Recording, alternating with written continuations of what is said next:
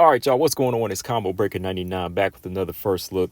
All right, y'all, it's going down. It's going down for UFC 324. We all knew this fight was coming. Kayla Harrison going to make her first title defense against Amanda Nunes, who's coming out of retirement after, 2.5 years? So, yeah, let's look at Amanda first. I mean, yeah, she's been out the game for almost 2.5 years by the time she comes back. And I think we all knew that she was going to come back. I mean, when she was there cage side for the Juliana Pena-Kayla Harrison fight, and, she was already making the call out, just calling out Dana White saying, hey, I'm ready. And, she came in the UFC uniform and everything.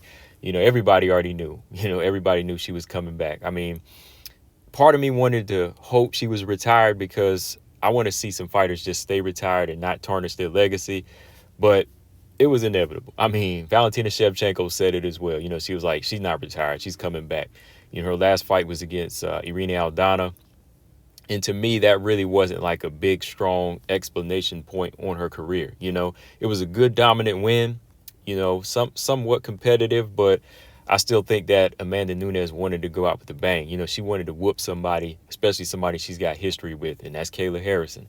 And I'm looking at Kayla Harrison, she's on a nice little run in the UFC. She's defeated 3 people, including the former champ now, Juliana Pena, 2-time champion, right? And, she came in, made a big statement, I guess, against Holly Holm. But I think we all knew she was going to do that, right?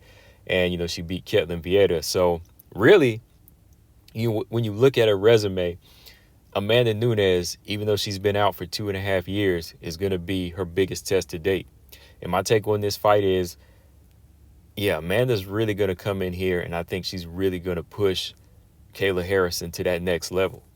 I know Amanda's been out for 2.5 years, and to me, that's the only thing that could be trouble for Amanda in this fight. 2 things, actually. The inactivity could be a big problem for Amanda Nunes, and number 2 is her possibly underestimating Kayla Harrison like she did against Juliana Pena a little bit, like she slept on her. You can't sleep on Kayla. Like, I truly believe that Kayla, could be a problem for Amanda Nunes when it comes just down to, her activity, her strength, and just, overall explosiveness, especially when you've been out for 2.5 years. I still think that could be an issue for Amanda. But, when it comes to like raw talent, pure skill, and just, all around dangerous, on the ground and on the feet, that's Amanda all day. I wouldn't really be feeling like a little bit of nervousness if this was prime, ready to go Amanda Nunes. I mean, if this was Amanda coming off of the Juliana Pena win or the Irene Aldana fight, and she went right into this fight, I would be picking Amanda all day. But something tells me that, this might be a little scary for Amanda. I can still see Amanda winning this fight or even stopping Kayla, but, I think that layoff might have a little problem. But one part of me is saying that, Amanda might come in here and show out, because I think Amanda Nunes has low-key been training this whole time she's been out. I mean, she's let her body heal up. I know she had some nerve damage issues with the legs, but I think, she just let that little layoff kind of, give her time and her body time to recover. And, when you look at her, she didn't really blow up. Amanda Nunes really didn't blow up like that. Like, she's been near like a fighting weight, even like last year or, earlier this year, after the Juliana Pena Kayla Harrison fight, whenever she came cage side and, whenever she posted a video of her in the UFC gear, she still looked like she could be walking around at like 140 or 150, so her weight cut probably won't be that hard. And I mean, when you look at this thumbnail right here, I mean, Amanda Nunes, she still looks good at 135. This was her cut during the Irene Aldana fight, but look at Kayla Harrison. Look at Kayla Harrison, and that's the one downfall for Kayla going into this fight. Like, Kayla's weight cuts are rough. This is going to be her 4th weight cut at 135, and I think from here, as you get older, to me, unless you're not walking around close to that weight and you're not really like disciplined, I think each of the weight cuts could get rougher from here. I mean, Kayla is staying disciplined, but come on, let's be real. She cutting down to 135, and, she walk around probably like close to 160, 170. All that muscle she has to cut, had to go to the ER one time. I mean, let's be real. This is going to be another rough weight cut. And then you going in there against, a fighter everybody considers a GOAT in Amanda Nunes. It's going to be crazy, man. I mean, the playing field is somewhat leveled off here because of inactivity on Amanda Nunes' side. But when you're talking pure skill and just overall experience, I'm still looking at Amanda to go in there and just teach Kayla Harrison somewhat of a lesson. I mean, there's some drama behind the scenes here, and there's a lot of history between these two.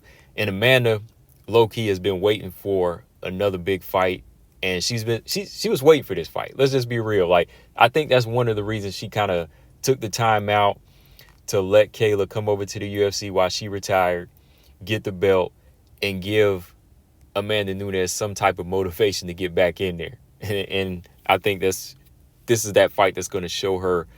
This is that fight that's going to bring Amanda Nunes close to that 100%. To go in here and make a big statement, because I think Amanda's low key been looking for fights that are going to bring something out of her. It's been a while since she had like a big major fight, like a Chris Cyborg type of matchup. So I think that's going to bring out the best Amanda here. I mean, Kayla's got a lot to worry about: the power, the jab of Amanda, the right hand, the ability, to switch stances now and make it look easy.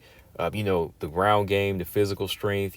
Amanda's looking big. Amanda's, she's a big fighter. I mean, she doesn't have the muscle of Kayla, but she's got the physical strength, and, she's got the durability to go in there and go 5 rounds if need be.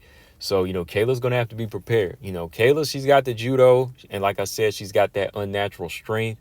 But if she can't hurt Amanda Nunes on the feet, or if she really can't, like, knock Amanda Nunes off balance like Juliana Pena was with textbook boxing and textbook jabs, it's going to be a long night for Kayla. If Kayla ain't got hands, it's going to be a long night. I can see Amanda Nunes doing some serious damage, by controlling range and stuffing takedowns once she starts to land those big shots in the right places on Kayla Harrison. But, yeah, that's my first take, guys, my first look. I think that, Amanda, she's ready for this fight. And, Kayla, she might be biting off more than she can chew. But, hey, we'll see. What are your thoughts, guys? We're going to watch some fights leading up to this one. Combo Breaker 99. I'm out. Subscribe. Peace.